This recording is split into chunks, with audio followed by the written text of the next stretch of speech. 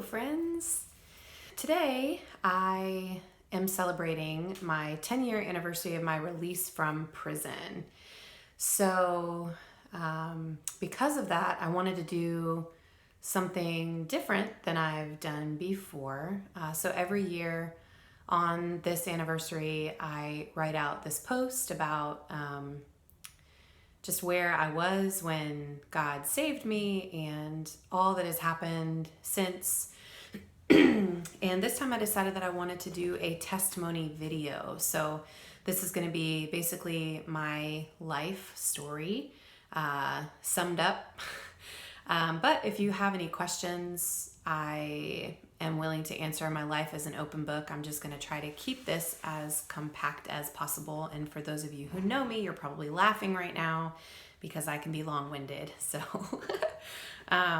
anyway, I'm just going to give kind of the basics of my story, and am glad to fill in any of the blanks if you're left with more questions than answers. So a number of you over the last couple of years that haven't known me for as long as other people have heard pieces of my story and then been intrigued and wanted to hear the rest of it. So hopefully this will satisfy some of that for you guys, for those of you who have had questions. And yeah, so I will just get started, and I'll start with kind of childhood, I guess, leaving probably quite a bit out, but that's okay. My parents split up when I was 2, and I was back and forth a lot from my mom and my dad's house, and I don't really remember what age it was when I started feeling depressed, but I know it was really young. And I know that I remember very clearly when I was about 9 writing in this journal, I am so depressed. And I think I just really early on had this feeling of not fitting in and wanting to really badly, but just not. And just felt unloved and felt like I could never be accepted. And so by the time that I hit middle school, I had a lot of stress, a lot of anxiety, a lot of social anxiety, I would say.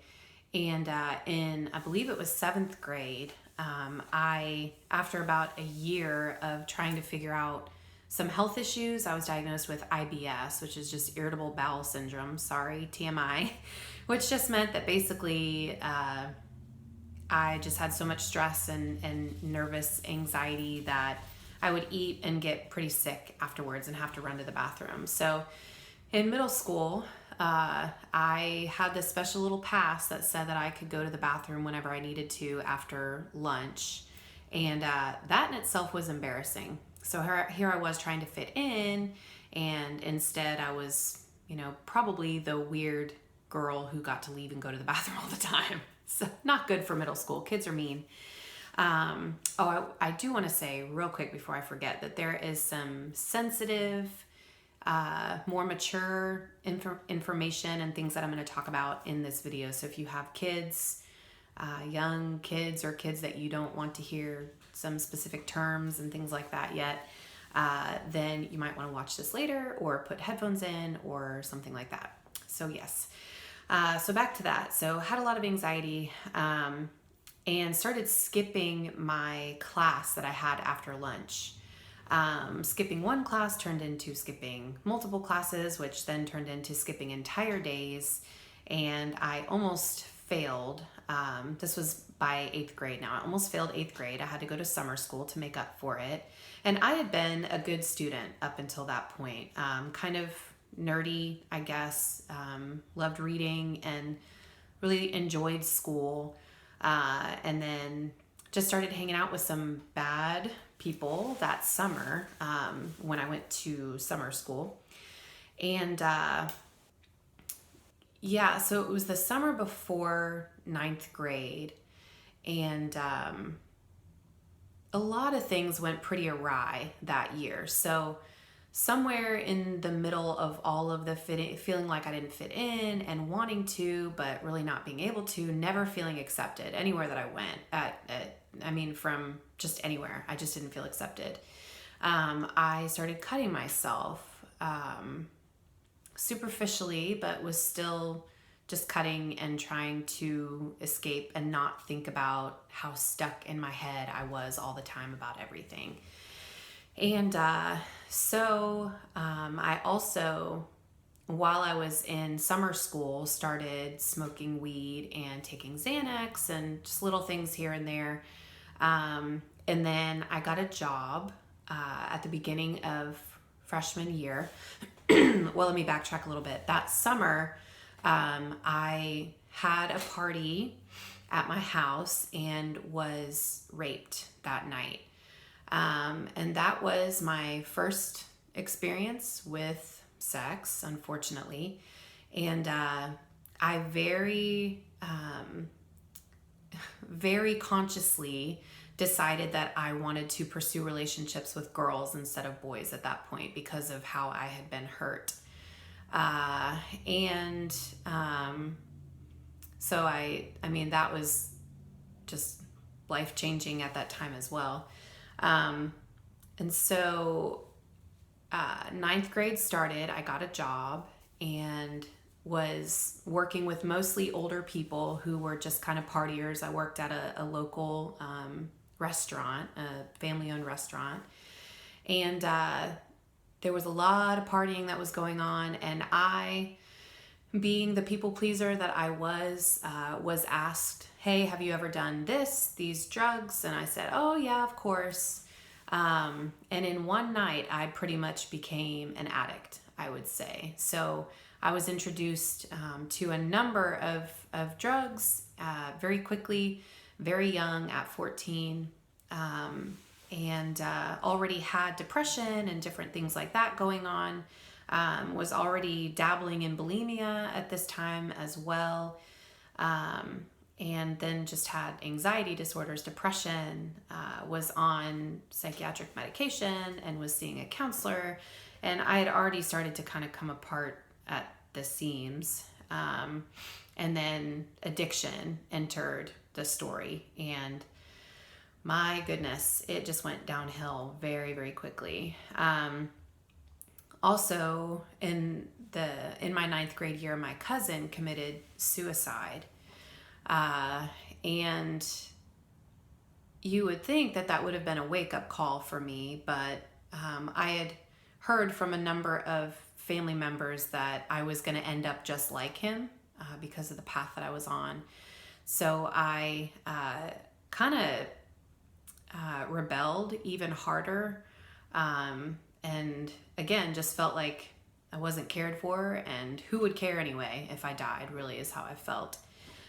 So partying a ton, kind of constantly, not really going to school, and ended up getting kicked out of a couple of schools, actually, my main high school, and then a dropout prevention school, an all-girls dropout prevention school, got kicked out of that as well.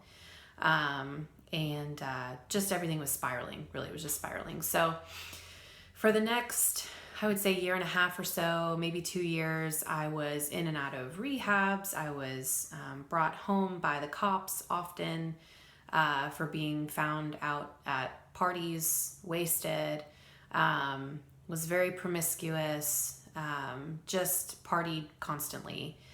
And I left home, left my mom's house when I was 16. And very shortly after that, got pregnant for the first time, and had an abortion. That was the first abortion, and ended up ending that relationship with that person because he did not want me to have an abortion, and I did. I was an addict and did not want to change my life for a baby. So I had the abortion, and then he and I split up. And then when I turned 18, I got an apartment. My mom helped me get an apartment, and I had a job, a good job for the age that I was. I was working at an order entry pharmacy with no access to the drugs, might I add, or I would have a whole different slew of felonies on my record, I think, if I had access to those things. So I did not. And had that job, And then I was going out and partying at night and met a few girls who were in the sex industry, and basically left my good, well-paying, responsible person job and jumped right off the deep end into that industry and into all of the darkness that comes with it. Addiction got worse. All of my issues got worse. I was constantly trying to escape from myself and was high, and it ended up turning into me basically doing anything that I could for my next drug binge. So whatever I needed to do to get money or to get drugs, it was just whatever. Very deeply addicted, very, very depressed. If I was sober, and this had been going on for years by now, for 4 years, but if I was sober, I was just miserable and I was hopeless and I was depressed and I was cutting myself, and very aware of what I was feeling, but just not sure how to get away from it, and had gone to rehab a couple of times, knew all the lingo, said what I needed to say to people to manipulate my way out, and then immediately just got back into the stuff that I was in before. So that was when I was a little bit younger. That was while I was at home still. So about 6 months after I left that job and started my new career in the sex industry, I had been evicted from my apartment for not paying my bills. I lived in my apartment for a week, maybe 2 weeks, without any electricity or hot water or anything, because I wasn't able to pay my bills, and tried to hide that from people and go out and party and then come back to my apartment. One day I left for a couple of days to go party and came back, and they had removed everything from my apartment. So I went to go stay with these people and ended up selling cocaine for them, and had no idea what I was doing, and thought that I was a big shot, and was enjoying the high life in a lot of ways, and had access to drugs all the time, and had a roof over my head, and really thought that I was doing something cool at the time. Little did I know that I was selling to a narcotics officer, an undercover person. And so the third time that I went to sell to this person, I was at the mall and was in the parking lot getting ready to meet up with him, and a bunch of black SUVs pulled up, and they ripped me out of the car, threw me down on the ground, put a gun to my head. It was like a movie, really. It was like things that I had seen in the movies, and I think I would have been a lot more fazed by it, but I was high, and so I tried to keep my bad girl persona, and really I was like starting to feel pretty freaked out by what was going on, but went to jail, bonded out just a couple of days later, I think, and waited for my hearing. So I had multiple trafficking charges, possession, delivery, all drug related, and then driving with a suspended license, which I had never actually gotten my license. I only had a permit, and I had lost it 3 or 4 times over and been pulled over many times up before that point for not having my license and for driving. So had a number of charges, had to wait for my hearing. I think it took about 6 months before the hearing, and it was not a wake-up call for me up until that point, or even after. But I just continued to get high and party, and by this point I was such a disaster that I was overstaying my welcome anywhere that I went. I was just chaos followed me, and I was a maker of chaos, really. I would get high and pick fights with people, was a home wrecker, we'll just put it that way, in a lot of ways. Did a lot of just really terrible stuff. And so my friends list started dwindling down, and I was kind of just overstaying my welcome wherever I went. And then I had the hearing, And I was sentenced to, or was given 4 years of probation. So you would think that at that point, being that it was drug offender probation, and if you violate in any way, you go up the road. Up the road is speak for to prison. It's prison talk for prison. And had no idea what was coming though. So ended up with 42 months in Florida State Prison for violating that probation and with new drug charges. I was out at a bar and left and was wasted and drove into somebody's yard and got arrested with drugs on me, and it was a bad deal. So went to prison, and everything, all of my issues followed me into prison. And so I was still cutting, and I was still kind of hopping back and forth between bulimia and anorexia, and was still having relationships with women. If I could get people's medicine to take, I would take it. I didn't care what it was. I was just constantly trying to escape from myself. I was in a program called Modality, which is actually a pretty cool substance abuse program for people with drug charges. And started to kind of think with a little bit more of a clear head there, but still fully intended on getting out of prison and getting high again, honestly. Knew the places to go back to, and knew that that's what I was going to do, and go back to my old crew and old stomping grounds and just probably die. But I wasn't thinking of it that way. I was thinking that I had so much to catch up on after all these years in prison. So one thing that sobriety, like forced sobriety, brought out was just really severe panic attacks.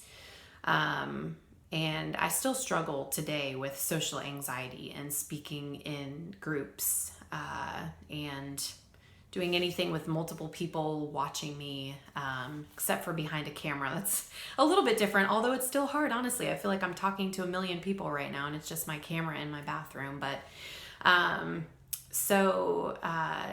sobriety, I had to face a lot of things. I had to face how many people I had hurt. I had to face how I had hurt myself. And it was just difficult. It was a very, very difficult time. Panic attacks, pretty much daily, and was made fun of for that. So of course, here I am again, the weird girl who has a panic attack every time that she has to talk in a group circle, and just felt, again, I'm not accepted, and I'm weird, and I just don't fit in anywhere.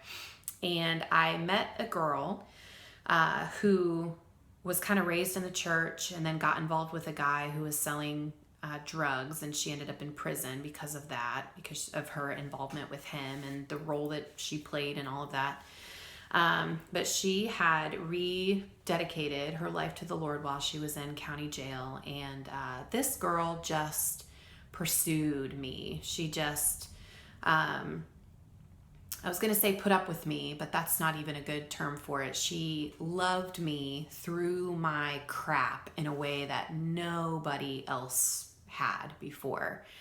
I would talk with her about my problems, and I was constantly ending up in the psych ward of the prison for doing stupid stuff and cutting and threatening to kill myself. And sometimes I really wanted to, and sometimes I didn't. And I just wanted to have a change of environment and be out of there, because I felt like I was losing my mind pretty much daily.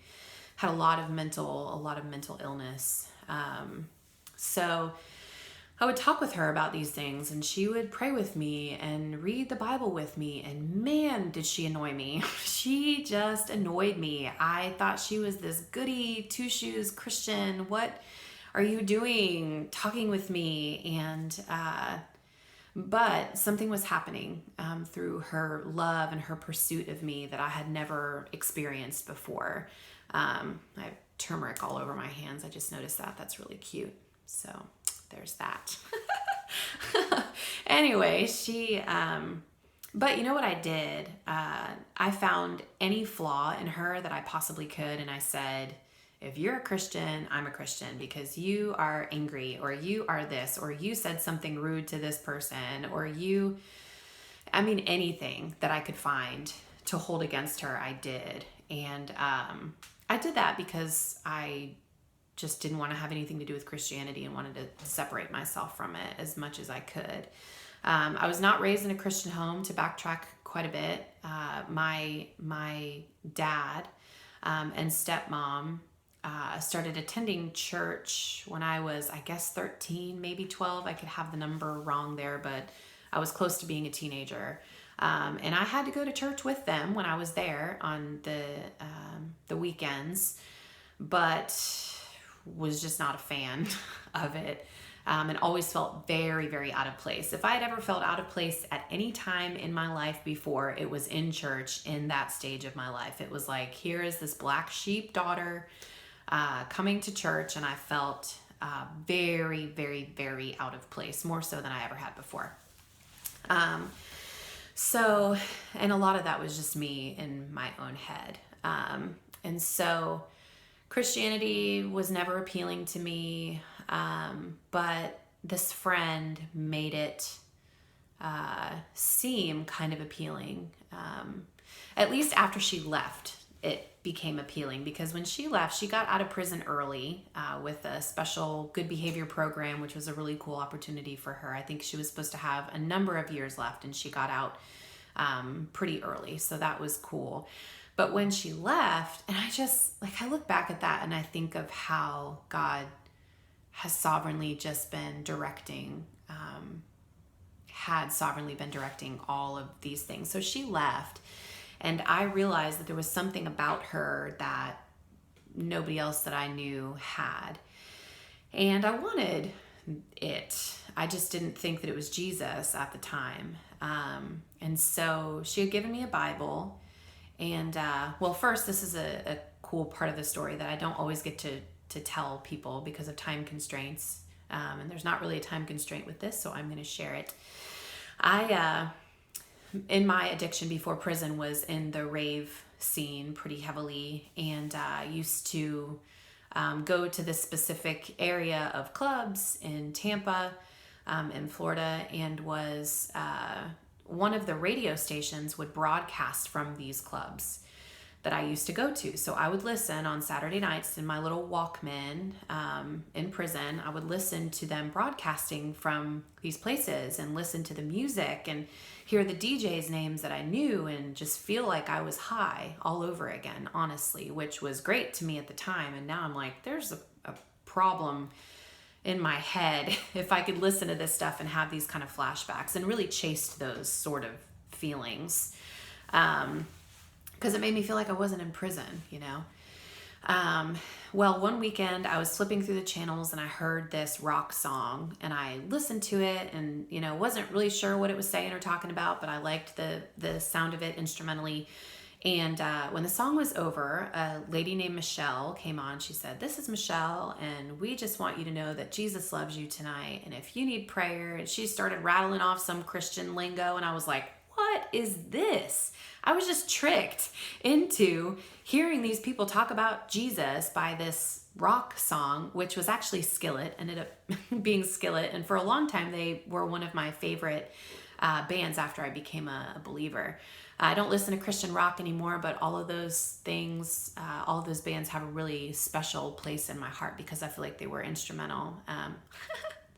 Pun intended, no pun intended, instrumental in what the Lord was doing in my heart at that time. So anyway, I started secretly listening to that station I don't remember if it was Friday or Saturday night, but it was a Christian radio station that would do this rock show on either Friday or Saturday nights. And instead of dancing to my rave music and all that stuff, I would just sit on my bed and listen to these songs. And after about 2 months of that, I remember sitting on my bed reading John 3, where John baptizes Jesus. I had a Bible that my friend had given me. And I just suddenly felt this urge, this need to be baptized. And all I knew was that it had to do with water. So that evening I went into the shower stall in the prison, and for the first time ever I felt emotion toward God. And it wasn't good emotion. It was a lot of anger. It was a lot of questioning. If you are supposedly good, why did this happen? And why did this happen? And why was there rape in my life? And why was there abuse? And why did I have to have these abortions? And why was I addicted to drugs? And just all of the junk from my life.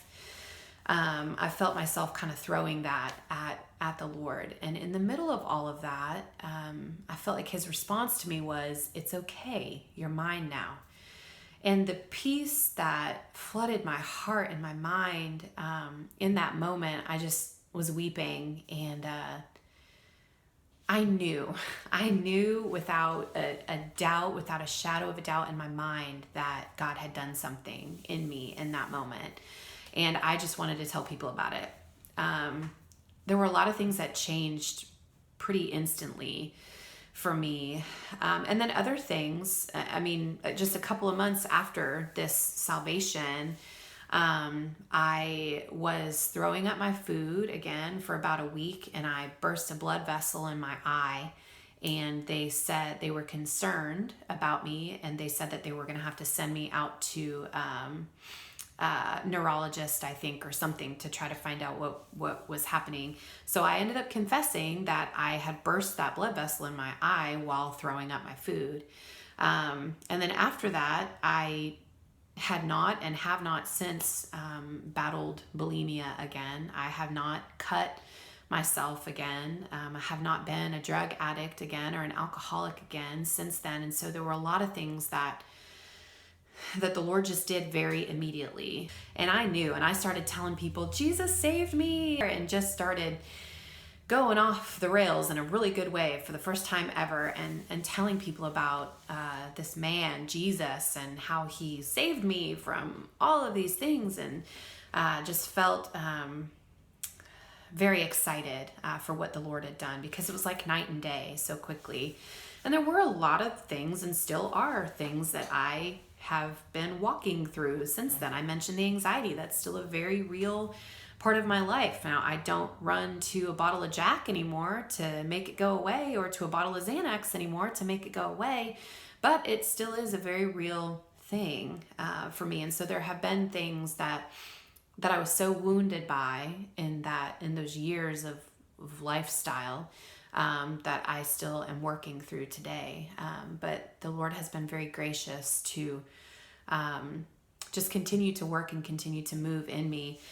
And when I first was saved there in prison, I think a lot of people doubted what had happened, including family members, and rightfully so. I had kind of just frantically been trying different religions. Even in prison, I was practicing Buddhism. I would sit on my locker and meditate and had my beads, and was a weirdo yet again. The weirdo girl. It was kind of the story of my life, is what it felt like.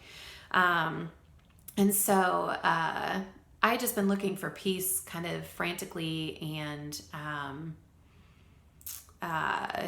when I said that I became a Christian, I don't know that people really bought it early on. And then by the grace of God, I began to grow and change, and it was noticeable to people. It was noticeable to me, but then it began to be noticeable to other people as well. And my friend, who had ministered to me so deeply, even though I didn't know that's what she was doing at the time, by listening to my problems and being a safe place to talk about things, I began to enjoy being that person for other people. That was not like, you're gonna die and go to hell for this and that, but just like, hey, just a couple months ago, I was right where you're at, So I felt like there was this really cool opportunity that I had, because people had seen me be crazy Lexi. That was my name, not crazy Lexi, but Lexi. And I was crazy Lexi,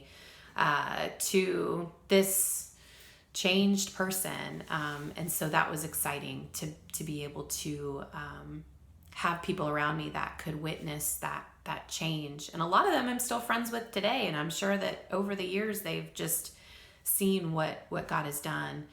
And so I was there for about a year after I became a Christian. And again, the Lord was working a lot of stuff out of me, and a lot of fears and a lot of behaviors and a lot of things that had happened.